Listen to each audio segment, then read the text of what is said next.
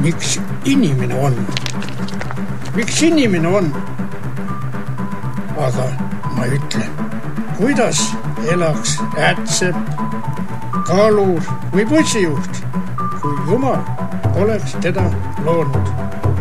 Ja kuidas sõdur, kui teda poleks õnnistatud sooviga enda sugust tappa.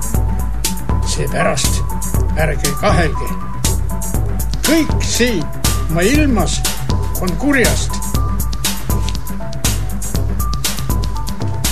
Isegi rahamädad